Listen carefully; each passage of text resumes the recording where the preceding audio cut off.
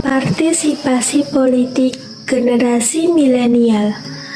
Jantung merupakan salah satu ukuran bagi makhluk hidup untuk dinilai apakah dia masih hidup atau sudah wafat. Namun, bukan hanya makhluk hidup yang memiliki jantung, demokrasi juga memilikinya. Jantung dari teori dan praktik demokrasi adalah partisipasi aktif warga negara dalam setiap proses politik. Tanpa partisipasi, warga demokrasi dapat dibilang sudah mati. Beruntunglah dekatan jantung demokrasi di Indonesia masih terpacu, sering tetap tingginya partisipasi politik masyarakat. Hal ini misalnya bisa kita lihat dari laporan Komisi Pemilihan Umum pada tahun 2019 yang mencapai 81%. Jika melihat program pemerintah dalam gerakan Indonesia Bersatu, partisipasi politik warga mendapat titik tekan yang penting. Salah satu pendekatan dalam gerakan Indonesia Bersatu adalah meningkatkan perilaku yang mendukung kehidupan demokrasi Pancasila dengan tujuan untuk meningkatkan partisipasi politik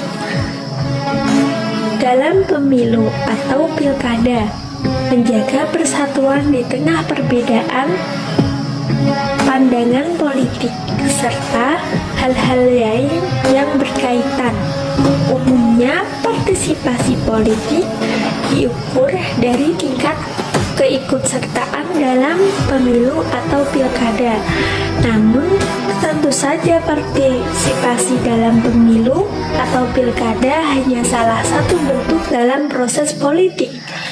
Masih banyak bentuk partisipasi lain dalam proses politik, seperti menyampaikan aspirasi kepada pemerintah, membangun opini publik melalui media, ikut serta dalam forum pemilihan ketua RT, dan sebagainya.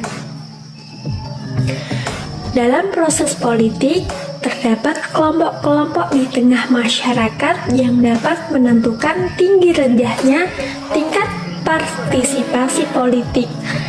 Salah satunya adalah anak-anak muda. Anak-anak muda terbagi menjadi kelompok generasi Z dan generasi milenial. Bentuk partisipasi politik generasi milenial punya karakteristik tersendiri. Partisipasi tersebut tidak selalu soal bergabung dengan partai politik atau terlibat politik praktis. Menurut Ariad Fromm 2017, ada 3 bentuk karakteristik partisipasi politik milenial. Yang pertama, terpicu oleh isu. Apa saja yang sedang viral di internet bisa dijadikan sebagai isu pembahasan bagi generasi milenial. Isu-isu tersebut beragam bentuk, melalui dari soal perubahan iklim, identitas, gender, hingga isu penting yang menyangkut dengan dirinya. Kedua, menggunakan pendekatan digital. Milenial aktif di media sosial sebagai bentuk keterlibatan dalam proses politik. Bentuk partisipasinya beragam, seperti mengajukan petisi, mengumpulkan atau memberikan donasi, atau bergabung dengan forum diskusi. Media digital adalah tempat pertama yang menggunakan